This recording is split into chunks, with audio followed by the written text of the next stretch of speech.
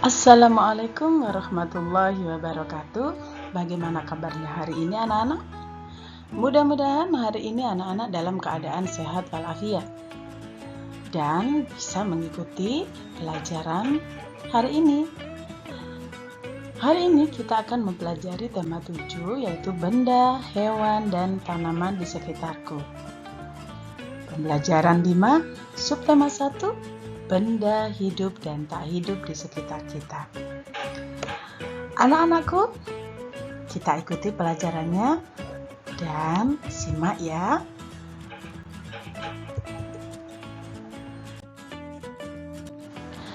Masih ingatkah pembelajaran yang kita pelajari kemarin? Masih di ciri-ciri benda hidup. Yang kita pelajari sebelumnya, kita sudah belajar tentang bahwa makhluk hidup mempunyai ciri-ciri yaitu bergerak, memerlukan makanan, mengalami pertumbuhan, dan kali ini yang akan kita pelajari yaitu ciri-ciri benda hidup, bahwa benda hidup itu berkembang biak. Jadi, benda itu dikatakan hidup jika mengalami perkembangbiakan. Apa ya perkembangbiak itu? Yuk, kita pelajari.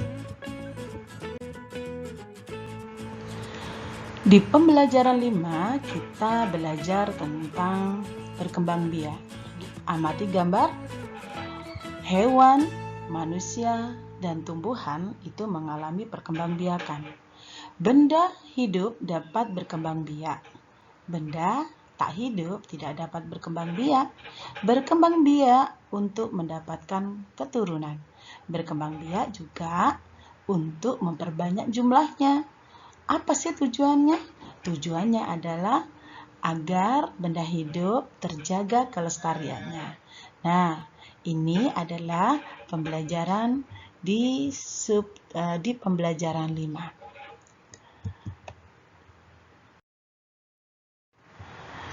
Perhatikan gambar teks sebelumnya anak-anak. Nah, anak-anak, dari pembelajaran teks yang kita baca tadi, kita menemukan kata-kata tentang berkembang biak dan juga tentang keturunan, memperbanyak, dan kelestarian. Kira-kira anak-anak sudah mengetahui atau belum ya? Dan anak-anak bisa mengisi di sini. Kalau belum, anak-anak bisa checklist di belum. Kalau sudah mengetahui, bisa di checklist di kolom sudah mengetahui. Nah, sekarang bagaimana cara kita mencari? Oh, cobalah mencari informasi mengenai kata-kata tersebut. Tentang satu, apa ya berkembang biak itu? Dan ini dibantu sama Bu Guru. Berkembang biak, anak-anak. Berkembang biak adalah mempunyai anak. Nah, ibu mempunyai anak, ya. Kalian punya binatang di rumah, juga punya anak. Kamu juga mempunyai tanaman di rumah, tanaman juga mempunyai anak. Dan yang kedua adalah keturunan. Apa ya keturunan itu? Keturunan adalah anak dari titik-titik atau generasi. Anak dari siapa ya? Oh, anaknya dari Pak Tono. Termasuk generasinya dari Pak Tono. Ini adalah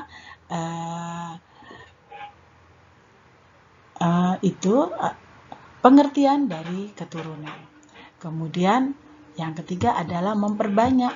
Memperbanyak bisa berarti bertambah banyak. Jadi jika anak-anak punya peliharaan binatang di rumah, pertama punya satu, lama-lama jadi banyak, ya. Nah, itu seperti anak-anak punya ayam.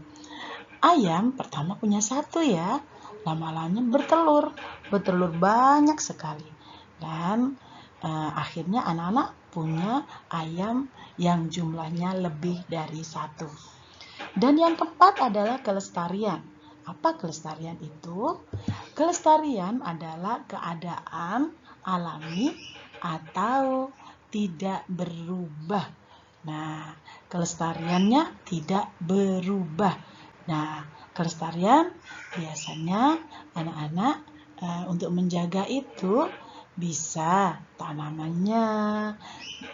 Jadi anak-anak bisa mengetahui ya, sudah memahami kata-kata sulit yang di halaman 34. Selanjutnya, buatlah kalimat untuk mendeskripsikan gambar berikut. Nah, seperti yang sudah dijelaskan sama Bu Guru, bahwa gambar-gambar ini bisa anak-anak membuat kalimat dan mendeskripsikan sesuai gambar. Ini coba anak-anak, Bu Guru mendeskripsikan dan anak-anak bisa mencari sendiri, boleh. Nah, ini burung mempunyai anak. Manusia juga mempunyai anak. Tumbuhan mempunyai anak. Lihat anaknya tumbuhan di bawah kan? Oke. Dari sini anak-anak coba berlatih ayam. Binatang mempunyai cara berkembang biaknya itu macam-macam. Ada yang berkembang biak dengan cara bertelur, ada yang berkembang biak dengan cara melahirkan. Dan juga ada loh binatang yang berkembang biak dengan cara bertelur dan melahirkan. Nah, ini anak-anak bisa cari informasi atau tanya sama bapak atau ibu di rumah tentang kok bisa ya binatang itu bisa bertelur, bisa beranak. Nah, ini nanti carilah contoh-contoh mana binatang yang bertelur, mana binatang yang melahirkan. Bisa ya belajar di rumah.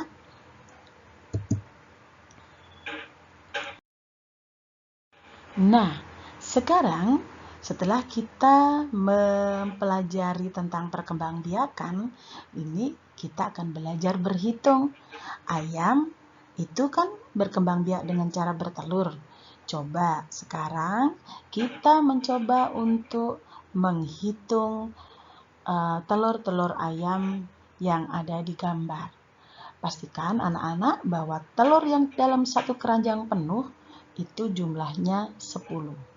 Jika di situ ada gambar 4 keranjang yang penuh, jadi berapa ya nilainya? Dan ada yang keranjang kecil-kecil isinya satu-satu. Ini berarti keranjang yang penuh tempatnya adalah puluhan. Dan keranjang yang kecil dan berisi satu-satu itu tempatnya di satuan. Nah, jadi anak-anak, berapakah jumlah telur yang ada dalam keranjang? Nah, yang puluhan ada 4, 10, 20, 30, 40. Jadi ada 40. Dan yang satuan ada berapa? 1, 2, 3, 4, 5, 6, 7.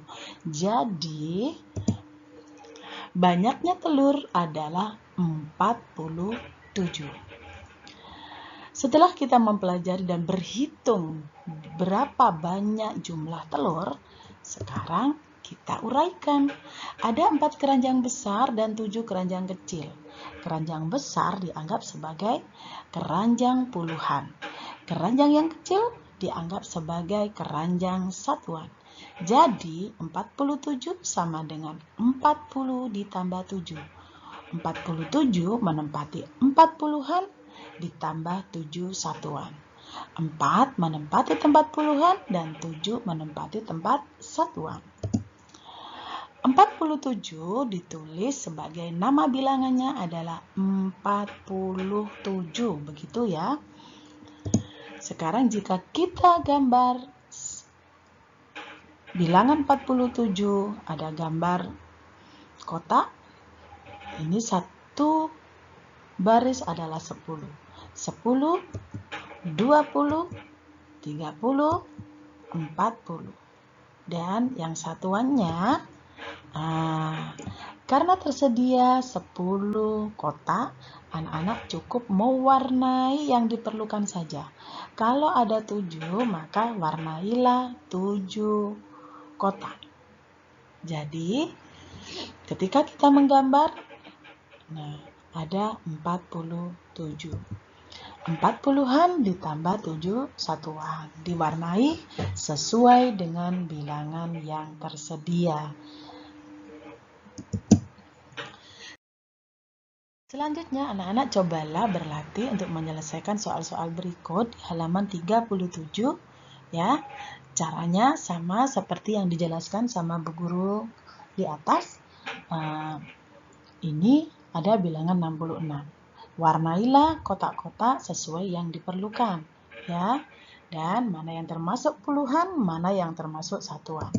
Kemudian pelajari juga di halaman 38.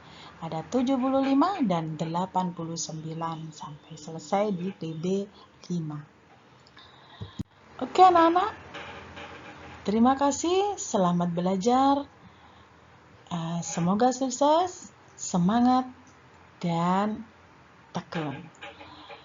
Assalamualaikum warahmatullahi wabarakatuh. Belajar dengan keluarga di rumah ya. Terima kasih.